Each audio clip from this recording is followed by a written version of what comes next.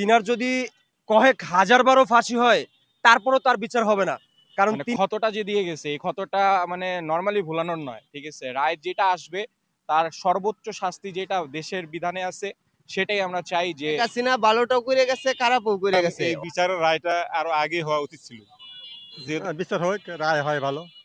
আগামী 17ই নভেম্বর সাবেক প্রধানমন্ত্রী শেখ হাসিনার মানবতা বিরোধী অপরাধের রায়ের দিন ধার্য করা হয়েছে। এই বিষয়কে কেন্দ্র করে রাজধানী ঢাকা সহ সমগ্র দেশ এখন উত্তাল। প্রতিদিনই ঘটছে অপ্রীতিকর ঘটনা এবং জনমনে বাড়ছে শঙ্কা। 2024 সালের অভ্যুত্থানের পতিত সরকারের প্রধানমন্ত্রী শেখ হাসিনার এই বিচারকে কেন্দ্র করে সাধারণ জনগণ কি ভাবছে চলুন।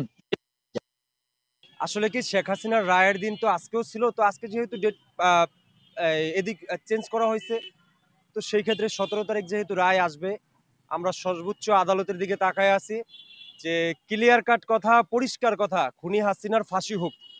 তিনার যদি কয়েক হাজার বারও ফাঁসি হয় তারপরও তার বিচার হবে না, কারণ তিনি তো অন্যায়ভাবে হাজারো মানুষকে ফাঁসির কাস্টে ঝুলাইছে।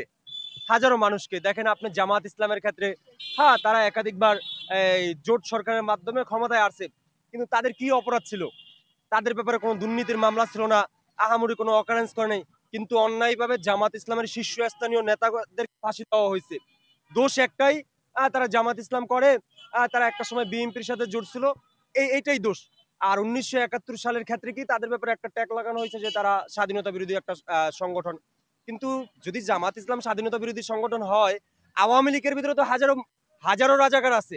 শেখ হাসিনার যে বিআই ফরিদপুরে, তিনি তো রাজাকারদের কমান্ডার ছিল, তাই না? তো সেই ক্ষেত্রে আমাদের কথা ক্লিয়ার কথা, সে খুনি হাসিনার ফাঁসি হোক। বরঞ্চ যারাই এই জুলাই গণ অভ্যুত্থানের ক্ষেত্রে, এই পিলখানা হত্যার ক্ষেত্রে, তারপর 13 সালের ক্ষেত্রে যারাই বড় বড় আসামি আছে আওয়ামী লীগের, তাদেরকে সবাইরে বিচারের আওতায় আনা হোক, সবার ফাঁসি হোক যারা অকারেন্সের সাথে জড়িত আছে। আর যারা সাধারণ আওয়ামী লীগ, যারা সাধারণ ছাত্রলীগ আছে, যারা কোনো অকারেন্স করে নাই, তাদের ক্ষেত্রে যেন কোনো আইনি প্রক্রিয়া যেন তাদের বিচার করা না হয়। কারণ কি অনেকেই চাপে পড়ে আওয়ামী লীগ করছে, ছাত্রলীগ করছে। তো আমরা চাই যারা খুনি, যারা অন্যায়ের সাথে জড়িত ছিল তাদের বিচার হোক, কিন্তু যারা সাধারণ তাদেরকে যেন হয়রানি না করা হয়। বিচার হোক, রায় হয় ভালো। বিচার হলে দেশে যাতে এর দুর্ঘটনা না ঘটে, পরবর্তী যে সরকার আসবো যাতে এটা না করতে পারে দুর্ঘটনাটা। এই মানুষের নির্যাতন, অত্যাচার যত তাড়াতাড়ি হইতে পারে বিচারটা হয়। জিনিস হচ্ছে সে যা করে গেছে, এই মানে ক্ষতটা যে দিয়ে গেছে এই ক্ষতটা মানে নর্মালি ভুলানোর নয়। ঠিক আছে, রায় যেটা আসবে তার সর্বোচ্চ শাস্তি যেটা দেশের বিধানে আছে সেটাই আমরা চাই যে তার সেই বিচার হোক, তাকে দেশে এনে সেই বিচারের আওতায় আনা হোক। আর যেটা হচ্ছে জনগণের মত বলতে ভাই কিছু নাই এখন, কারণ জনগণই তাকে নামায় ফেলছে। জনগণের কারণেই সে দেশ ছাড়া পালাইছে। এখন ইন্ডিয়াতে, দিল্লিতে বসে তার লোকদের নামায় দিলেই সবকিছু হয়ে যায় না? লকডাউনের ঘোরারও কিছু হয় নাই। ঠিক আছে, মানে জাস্ট মানে কয়েকজনের টাকা টাকা দিয়ে ব্যানার দিয়ে মিছিল করাইছে। এটা দ্বারা কিছু হয় না ভাই। যাদের নিষিদ্ধ হয়ে গেছে রাজনীতি, তাদের দ্বারা আর কাম ব্যাক এখন পসিবল না, হইলেও হইতে পারে, শিওর না। কিন্তু যেই জিনিসগুলো তারা ইফেক্ট করে গেছে মানুষের মনে, এত বছরগুলো মানুষ কথা বলতে পারে নাই, মানুষ চলতে পারে নাই, মানুষের মানে কোনো মতামত নাই। এখন আমি বিরোধী দলের বলতে পারবো বিপক্ষে, কিন্তু সে যদি আমাকে ওইভাবে কাজটা করে তাহলে তো আর হবে না। মানে হাসিনার আমলে যেটা করছে, মানে মুখ দিয়ে কথা বলা যায় না। এই ক্ষোভ দেশের সব মানুষের, ছাত্র থেকে শুরু করে রিক্সাওয়ালা থেকে শুরু করে সবার, কোনো বিভেদ নাই। আর এই রায় নিয়ে যদি তারা কোনো মানে দেশকে অচল করার কোনো সিদ্ধান্ত নেয় বা তারা কোনো পায়তারা করে, সেটা জনগণ দেখায় দিবে তাদেরকে। শেখ হাসিনা ভালোটাও করে গেছে, খারাপও করে গেছে। ওখানে জনগণের মাধ্যমে যেটা বিচার রায় হয় সেটাই দেওয়া হোক তাকে।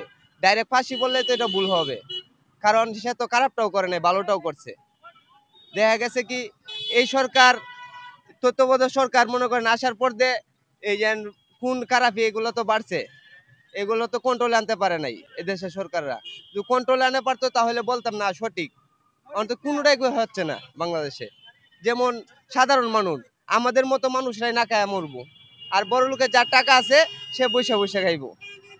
তা আমি চাই যে যেটাই হোক, ফাইসালা হোক, আল্লাহ ফাঁসি হোক, জেল হোক, যাই হোক, বাংলাদেশে আসার পথে তারা আনায়া একটা সুন্দরভাবে নির্বাচন দিয়া তারপরে যেই শাস্তি দেওয়ার তাকে এটাই দেওয়া হোক।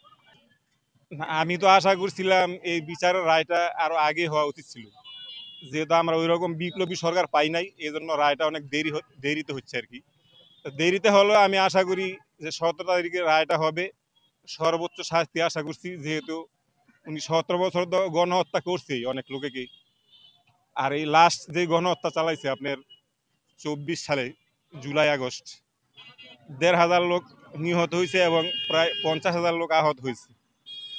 এজন্য তার একবার ফাঁসি হলে হবে না, আমি মনে করি যে 1500 বার ফাঁসি দিতে হবে। এই ফাঁসি কার্যকর হতেই হবে, নাইলে জনগণ এই প্রশাসনকে ক্ষমা করবে না।